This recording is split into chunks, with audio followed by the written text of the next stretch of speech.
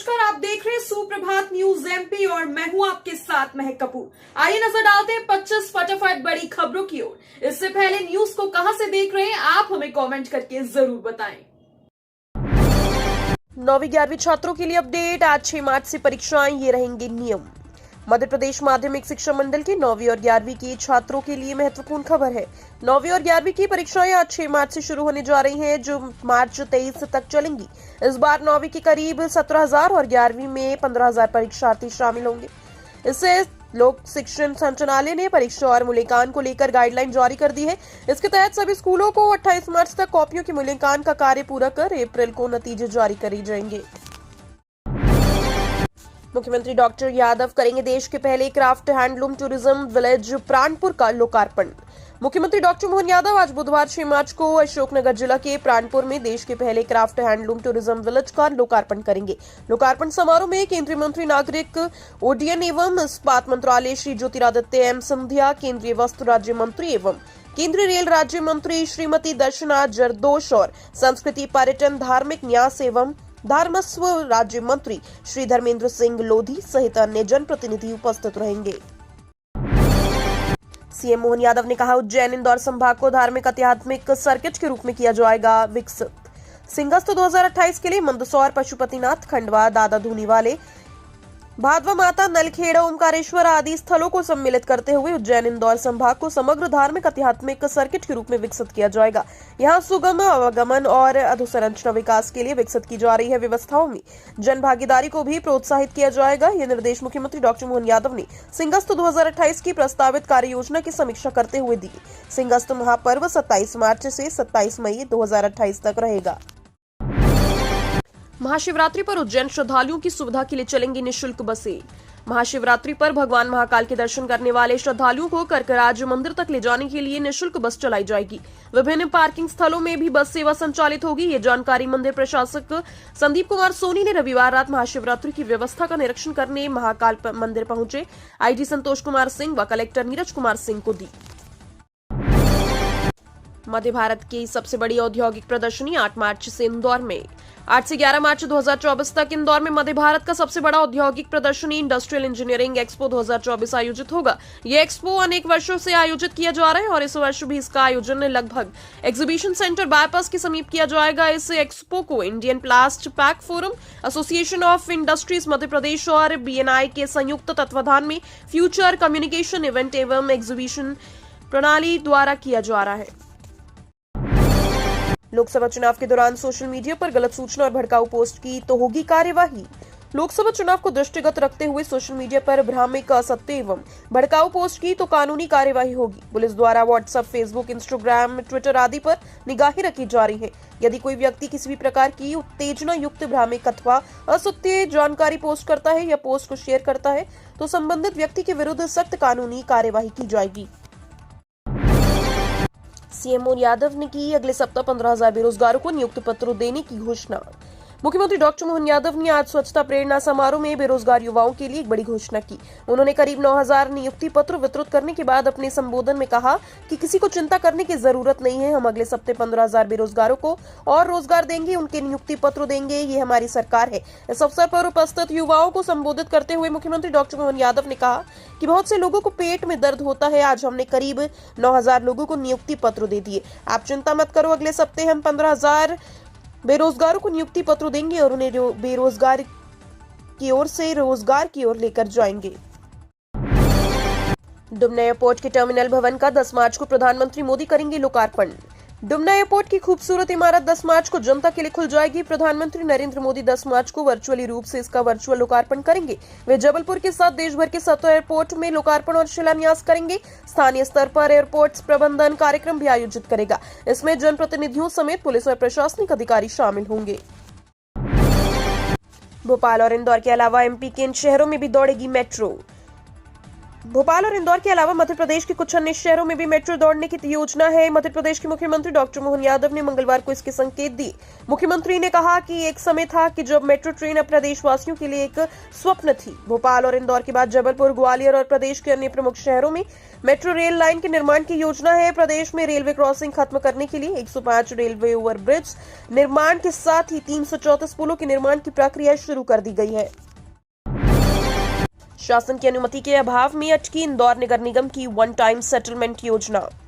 शासन की अनुमति के अभाव में नगर निगम की अधिक से अधिक बकाया जल कर वसूलने के लिए प्रस्तावित वन टाइम सेटलमेंट योजना फिलहाल अटक गई है। योजना को महापौर परिषद से तो स्वीकृति मिल चुकी, लेकिन शासन स्तर पर अब इसका अनुमोदन नहीं हो सका। अनुमोदन के अभाव में नगर निगम चाहकर भी इसे लागू नहीं कर पा रहा। इसका सीधा असर नगर निगम की आर्थिक सेहत पर पड़ रहा है। स्मार्ट सिटी की प्रतिस्पर्धा के लिए चयनित 18 शहरों में जबलपुर भी शामिल। राष्ट्रीय स्तर पर आयोजित सिटीज 2.0 चैलेंज के अंतर्गत आयोजित प्रतिस्पर्धा में आज संस्कारधानी जबलपुर को बड़ी सफलता प्राप्त हुई। इस बड़ी सफलता और उपलब्धि के लिए प्रथम नागरिक महापौर जगत बहादुर सिंह अन्नू व नगमयुक्त प्रीति यादव के अथक प्रयासों का सफल परिणाम है। इस संबंध में आज महापौर जगत बहादुर सिंह अन्नू, निगम अध्यक्ष रिकुंज विज व निगमायुक्त प्रीति यादव ने सर्वप्रथम संस्कारधानी के भी सभी नागरिकों के साथ स्वच्छता अभियान के नोडल संभव याची व उनकी टीम के सदस्यों को बधाई दी। लोकसभा चुनाव में इंदौर के युवा वोटर्स पर नजर, कांग्रेस बीजेपी के लिए क्यों है अहम। लोकसभा चुनाव में मध्य प्रदेश में युवा मतदाताओं की भूमिका अहम होगी।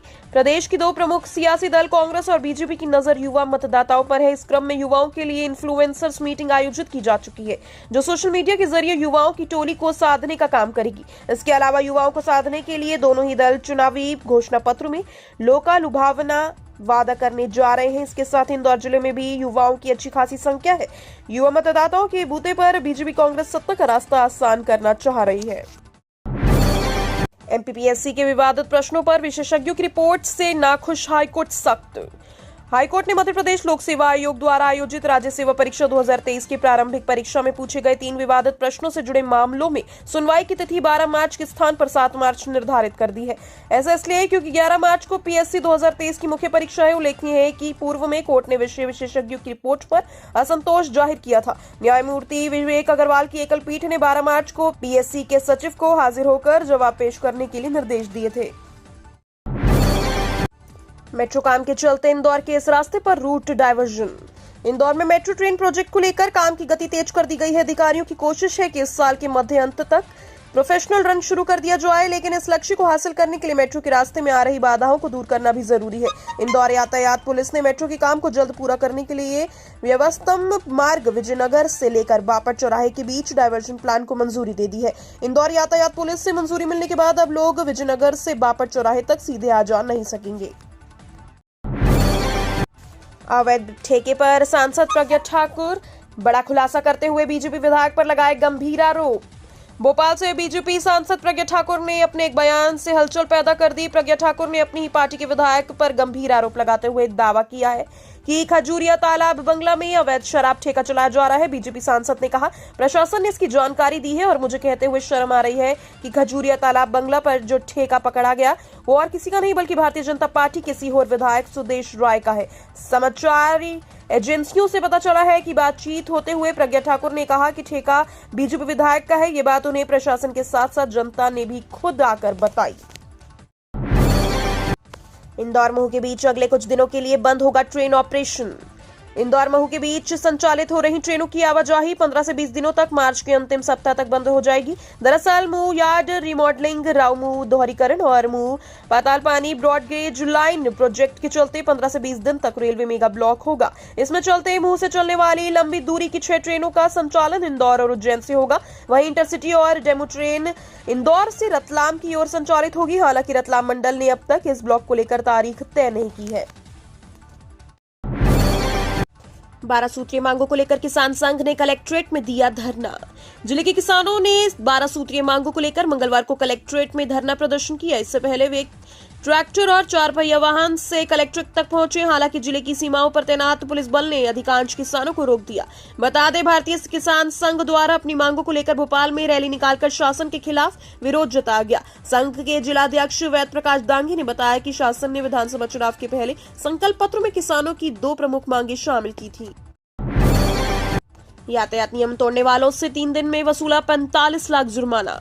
हेलमेट, सीट बेल्ट और हाई सिक्योरिटी नंबर प्लेट से जुड़े मामलों में राज्य शासन की ओर से पिछले 3 दिन में कई कार्यवाही की गई कि स्टेटस रिपोर्ट हाईकोर्ट में भी पेश की गई। अब इस मामले में हर दूसरे दिन सुनवाई हो रही है। सोमवार को शासन की ओर से कोर्ट को बताया गया कि 3 दिन में नियमों का उल्लंघन करने वालों पर चालानी कार्यवाही करते हुए उनसे 45 लाख रुपए का जुर्माना वसूला गया। मुख्य न्यायाधीश रवि मलिमठ व न्यायाधीश विशाल मिश्रा की खंडपीठ ने मामले पर अगली सुनवाई आज 6 मार्च को निर्धारित की है। आबादी के हिसाब से मध्य प्रदेश में होने चाहिए 1700 थाने, पर है केवल 968। मुख्यमंत्री के निर्देश पर प्रदेश में 600 से अधिक थानों का परिसीमन तो कर दिया गया, पर थानों की संख्या आवश्यकता के अनुसार नहीं बढ़ाई जा रही। सरकार के निर्धारित मापदंड के अनुसार 50,000 की आबादी पर 1 जिला पुलिस थाना होना चाहिए। इस तरह की अनुमानित 8 करोड़ 64 लाख आबादी के माने तो 1700 से अधिक थानों की जरूरत है, पर 968 ही है। इसी तरह से अपराध के हिसाब से प्रतिवर्ष 300 अपराधों पर 1 थाना होना चाहिए। सीएम मोहन यादव बोले, ग्वालियर और जबलपुर में भी चलेगी मेट्रो रेल। शहरों में स्वच्छता, मेट्रो जैसे अत्याधुनिक परिवहन साधन युवाओं को रोजगार आज की प्राथमिकताएं हैं। एक समय था कि जब मेट्रो ट्रेन प्रदेशवासियों के लिए एक स्वप्न थी, लेकिन अब भोपाल और इंदौर के बाद जबलपुर, ग्वालियर और प्रदेश के अन्य प्रमुख शहरों में भी मेट्रो रेल लाइन का निर्माण किया जाएगा। एक बहुआयामी कार्यक्रम के माध्यम से इन क्षेत्रों में प्रोत्साहन, नए कार्यों की शुरुआत और नियुक्ति प्रदान करने का महत्वपूर्ण कार्य हो रहा है। एक लघु कुंभ भी ये है कि जिसमें अलग अलग तरह के हितग्राहियों, शासकीय सेवकों और संस्थाओं को पुरस्कारित किया जा रहा है।